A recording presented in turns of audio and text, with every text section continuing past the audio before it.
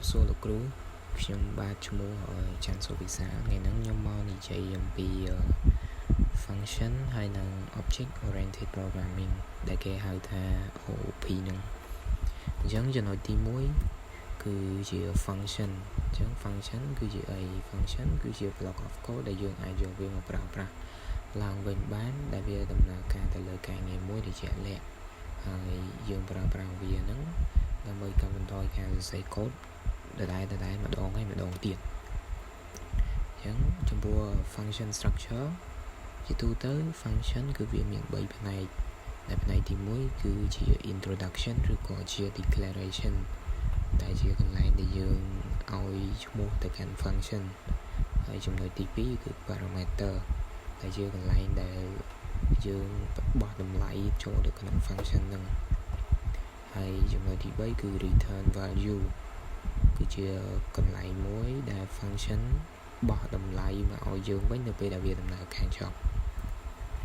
ចឹងហើយចំណុចបន្ទាប់គឺយើងនឹងនិយាយទៅអំពីហេតុអីបានជាយើងត្រូវការប្រើប្រាស់ function ហ្នឹងអញ្ចឹងការប្រើប្រាស់ function គឺវាជួយយើងកាត់បន្ថយការសរសេរ code ដដែលជា repetition ហ្នឹងហើយ make code easier to read and maintain មានន័យថាធ្វើឲ្យ code របស់យើងហ្នឹងគឺវាងាយស្រួលអានហើយនិងងាយស្រួលក្នុងការជួសជុលវាហើយ function allow you to recognize logic to small ហ្នឹងមានន័យថាគឺវាអនុញ្ញាតឲ្យយើងរៀបចំ code របស់យើងហ្នឹងមានន័យថាវាបំបែកបញ្ហាហ្នឹងទៅជាបញ្ហាតូចៗដែលយើងងាយស្រួលគ្រប់គ្រងងាយស្រួលមើលវាហើយ reusable part មានន័យថាយើងអាចយកវាហ្នឹងមកប្រើប្រាស់ម្ដងទៀតវិញអញ្ចឹងឥឡូវខ្ញុំចូលទៅឧទាហរណ៍ឧទាហរណ៍របស់ខ្ញុំឧទាហរណ៍ថាខ្ញុំបង្កើត function មួយដែលនឹងធ្វើការបូកលេខចូលគ្នាលេខ2ខ្ទង់ចូលគ្នាហើយតម្លៃលេខ2ចូលគ្នាអញ្ចឹងឥឡូវខ្ញុំមាន def ហើយខ្ញុំមាន def បានមកពីពាក្យថា define ហ្នឹងហើយមាន function name ដាក់ sum number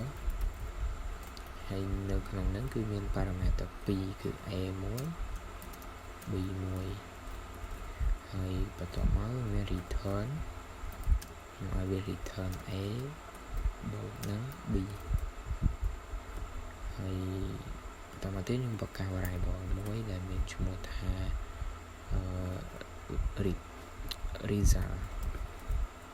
ខ្ញុំឲ្យវាទៅចាប់យក sum number ហ្នឹងហើយខ្ញុំបោះ parameter ឲ្យវាខ្ញុំបោះលេខ4 មួយហើយនឹងលេខ6 មួយហើយបន្តមកខ្ញុំ print ដាក់ថា the sum number is ហើយខ្ញុំយក result នេះមកដាក់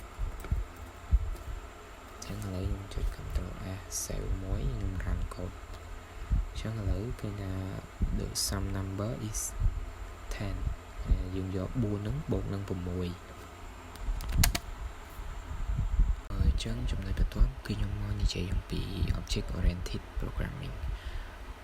object oriented programming គឺជា programming style ដែលរៀបចំ code ដោយប្រើប្រាស់ object ដែលបង្កើតចេញអំពី class អញ្ចឹងចំណុចទី1គឺនិយាយទៅនឹង class វាគឺជាប្លង់មេឬក៏ជាគំរូមួយដែលកំណត់បាននៅអ្វីដែល object គួរតែមានហើយនឹងអ្វីដែលវាអាចធ្វើបានចំណុចទី2គឺនិយាយទៅនឹង object គឺជារបស់មួយដែលបង្កើតចេញអំពី class class គឺវាប្រៀបបានដូចជាប្លង់មេមួយហើយ object វាគឺជារបស់មួយដែលយើងបង្កើតចេញអំពីប្លង់មេមួយនោះចំណុចទី3 class member គឺវាគឺមានដូចជា attribute ដែលជា variable inside the class ហើយនិង method គឺជា function ដែលនៅក្នុង class ចំណុចទី4 access modifier អញ្ចឹងកន្លែង modifier accept modifier នេះគឺយើងមាន public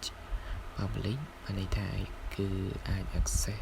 accessible anywhere អានេះជាយើងអាចចូលទៅយកវាមកប្រើប្រាស់គ្រប់ទីកន្លែងហើយចំពោះ protect គឺយើងប្រើប្រាស់វាបានតែក្នុង sub class តែប៉ុណ្ណោះចំពោះ private គឺយើង hide hidden from outside អានេះថាវាកន្លែងទិន្នន័យហ្នឹងគឺត្រូវបានលាក់ទុកចំណុចទី5គឺ inheritance គឺវាអនុញ្ញាតឲ្យ class child អាចប្រើប្រាស់នៅ feature ឬក៏ code ចេញអំពី parent class បានចំណុចទី6 encapsulation មានន័យថាការលាក់បាំងនៅ